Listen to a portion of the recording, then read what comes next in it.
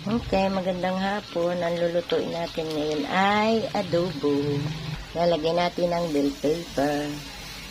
Tansya lang ang paminta. Lagyan natin ng pork para pampasarap ang ating adobo. Tapos ilagay natin ang patatas. Ang adobo natin ay may patat.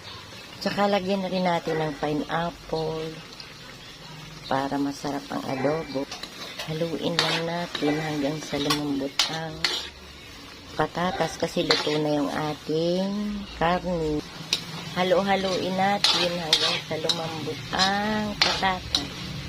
Kasi naunang lumambot ang ating karne. Ito ang ating hapunan for today. Last nating ilalagay ay suka ng Silver's One para masarap.